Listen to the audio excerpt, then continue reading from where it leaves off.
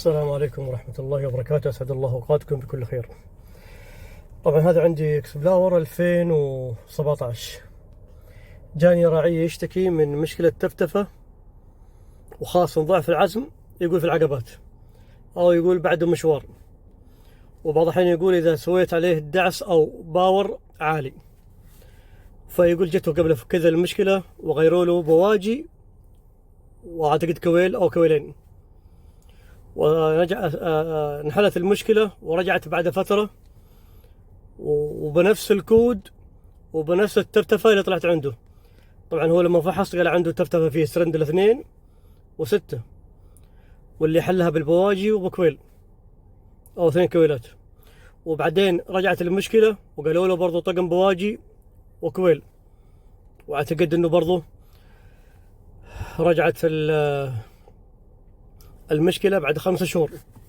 فالحين برضو جاء فحص وعطى نفس الكود في 6 و2، وقالوا له نفس الإشكالية، ورفض انه يغيرها لأنه ما هو معقولة كل هذا أمور تتغير كل 5 شهور أو كل 6 شهور بنفس الكود وبنفس المواقع حقت التفتفة في سرندلات 2 و6. طبعا التفتفة الثابتة أمرها بسيط، بدل ما تشتري وتغير تقدر تبدل كويل بكويل. انتقل العطل مثلا من 2 إلى 1، بدلت بين الكويلات بين 1 إلى 2، وانتقل كان العطل في 2 وانتقل في 1، أعرف الإشكالية هذه المشكلة من الكويلات. نفس الشيء على البواجي، نفس الشيء على البخاخات، كل هذه الأمور تمام. تقدر تفحص ضغط السرندلات برضو تمام، معناته الإشكالية في رأس المحرك. لكن الإشكالية وين؟ لما تكون عندك تفتفة عشوائية متنقلة كل مرة في سرندل، هذه المشكلة مرة معقدة. مو معقدة بس تحتاج إلى نفس طويل. ليش؟ لأنه الأسباب حقت المسفاير المتنقل أو يكون الحين سببها ضعف بنزين زيادة. طبعا ضعف البنزين ممكن يكون من سبب ترمبة البنزين، أحيانا برضو من سبب الكمبيوتر يعطي أوامر غلط، وبرضو ممكن يسويها حساسات الشكمان تعطي برضو أوامر للكمبيوتر بضخ أو ضعف البنزين.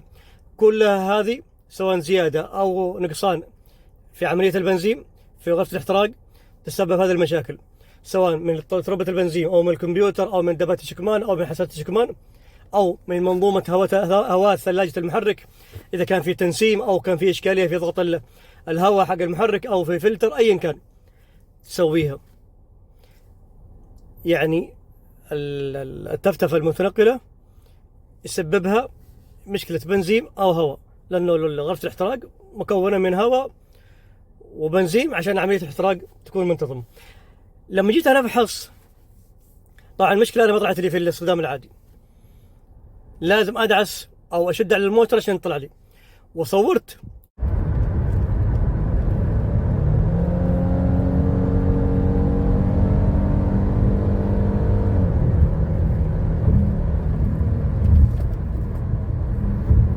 هذا يا الحبيب ضعف بنزين، هذا مشكلة في الاحتراق.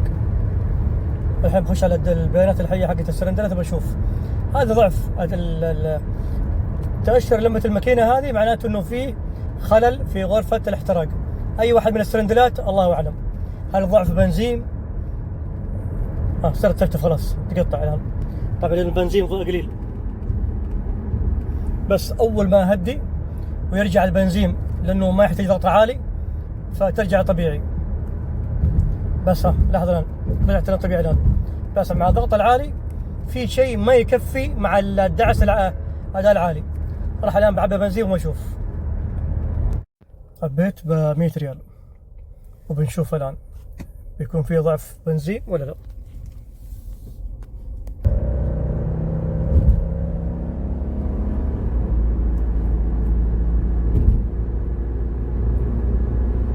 شوف عندك 6، شوف عندك بخاخ 6 سالب، وبخاخ 2 سالب كان.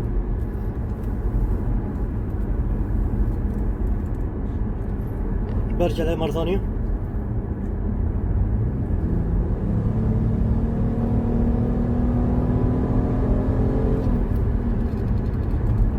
البخاخات ما فيها شيء، كلها شغالة.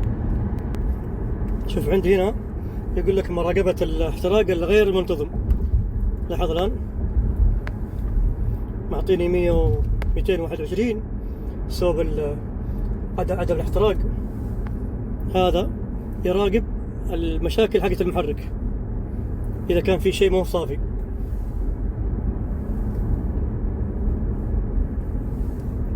حتى هنا برضو هذا يراقب برضو. خلينا نتعدى ساهر. كان عندي بعض الاحتمالات، والله ممكن ترمبة البنزين صار ضعيفة تسخن، أو ما تعطي ضغط عالي، والله ممكن برضو حساس الهواء، أو ممكن والله مشكلة في منظومة الهواء الثلاجة، أو والله ممكن والله حساسة شكمان، أو والله ممكن.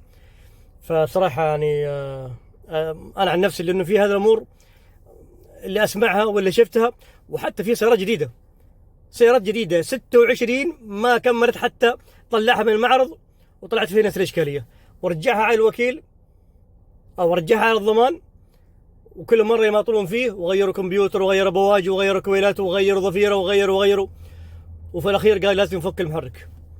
سيارة جديدة غيروا محرك جديد، قال لا، الضمان يشملها إصلاح المشكلة، إن شاء الله يفك المحرك.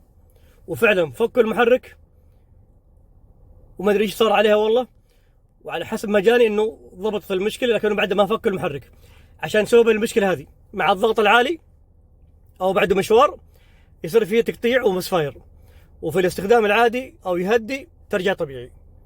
فهذيك ما انحلت إلا وفك الماكينة. يعني معناته في إشكالية في البلوف أو شيء أو من هذا الكلام، لأنه برضه حتى البلوف اللي هو اللي لها علاقة في غرفة الاحتراق مع ضغط السرندلات. لكن الجميل في سيارات فورد وأغلب السيارات الأمريكية وبالخاص فورد فيها ميزة جميلة. طبعا أنا لما تواصلت مع أبو زياد لأن في أشياء صراحة أنا مالي فيها، فلما فحصت الكمبيوتر طلع لي عندي يقول لك مشكلة في نظام الاشتعال غير منتظم، مسفاير في رقم 2 و6 اللي هو دائما يعاني منها وكل مرة يغير. طلع لي إنه المساير اللي فيها أو التفتفة اللي فيها غير منتظمة، يعني التفتفة تجي تروح، ومشكلة في الاشتعال غير منتظم. فسيارات فورد طبعا لما تواصلت مع ابو زياد متخصص كهربائي وما شاء الله تبارك الله متمكن في السيارات الامريكيه، انا ممكن مجرد مجتهد او نقول ممكن في شغل الاشياء الميكانيكيه. فلما اعطيته الاكواد واعطيته بعض التجربه اللي في السياره او المقطع، فقال لي ممكن تحتاج الى برمجه.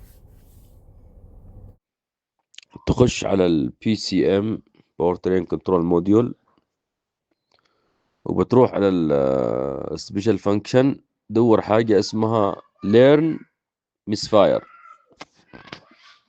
تسويها من هناك زي ليرن التروتل. وحتى برضه تواصلت مع واحد متخصص في سيارات الإدج، اعتقد اسمه محمد حامد، فاعطاني بعض الاحتمالات، قال ممكن ضفيره ممكن كمبيوتر وممكن وقال لي برضه واحد جاني من نجران وطلعت الاشكاليه عنده بسبب البرمجه، بس ايش البرمجه والله ما ادري. على العموم فكلمني ابو زياد قال لي عندك حاول تسوي له برمجه عن طريق البيانات الحيه، وفعلا سويت البرمجه وما شاء الله تبارك الله رجعت السياره على العال. طيب كيف البرمجه؟ بوريكم الان. طبعا هذا عندي هنا الكنترولات، وتروح على كنترول المحرك والجير اللي هو هذا البي سي ام.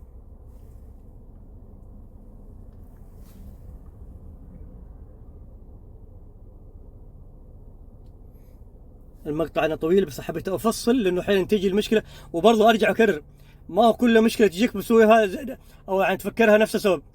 هذه واحد من الاسباب اللي حلت المشكله اللي عندي، اللي هي اعاده برمجه نظام الاشتعال الغير منتظم. فيها ميزه موجوده في الكمبيوتر حق سياره فورد، سوينا لها اعاده برمجه ورجعت السياره احلى ما يكون. نروح على ضبط الوظائف، ولاحظوا عندي هنا هذا حق التست، يعني تشوف البيانات حقت اللي هو نظام الاحتراق اللي غير منتظم وتتابع فيه ما يهمني. عليك بالخيار هذا مسفاير، لاحظ هنا تضغط عليه ويقول لك اعطيني خطوات. اوكي، برضو يعطيك هنا برضو خطوات، لازم يكون على القرع البركك والمحرك لازم يكون شغال. المهم يعني بعض الاجراءات لازم تسويها. حلو، لاحظوا. اوكي، هنا بيطلب منك انك لازم تسوي اجراءات اثناء البرمجه عشان ترجع البرمجه. لاحظوا، لازم يقول لك الار بي ام لازم يصل الى 3 و180 وترجع ترفع رجلك حتى عشان ينزل عدد التنازل. انا ما اشوف 10 الان، الرقم 10. الان برفع الهواء،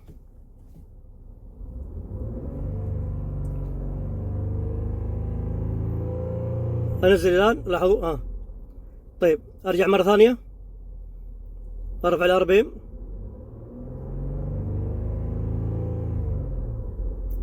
لاحظوا الان مره اخيره اللي لازم يصفر العداد التنازلي.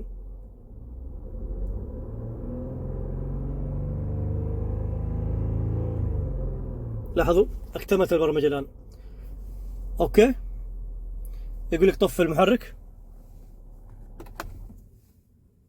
اوكي، والحين اللهم اشغل، وما شاء الله تبارك الله ترجع السياره طياره. بالاول كان حتى في الباركينج ودعس بنزين بهذا الشكل لمده دقيقه او اقل من دقيقه، برضو تفتف او يصير فيه مسفاير متقطع. الحين ما عاد فيه. طبعا انا عارف برضو بعض التواصل الاجتماعي من نظام انتهاك الحقوق، السرعات العاليه او التصوير اثناء القياده يسبب انتهاك الحقوق ويحذف الفيديو. لكن انا بثبت الجوال وراح الان اجرب لكم التسارع عشان ما ياخذ علينا المشكله.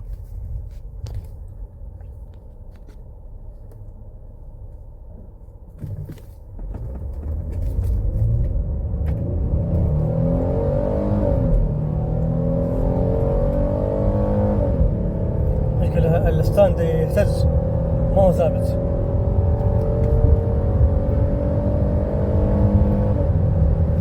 ما شاء الله تبارك الله، مو محتاج اني اوصل السرعه كامله، لكنه الان اول بالاول ما يمديني ادعس شوي كذا اللي هي ما شاء الله التقطيع موجوده.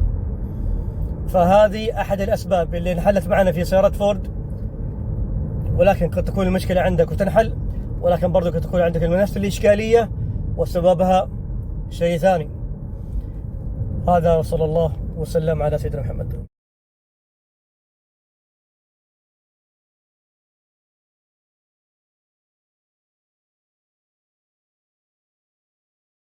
إن أعجبك الفيديو لا تنسى الإعجاب والاشتراك في القناة.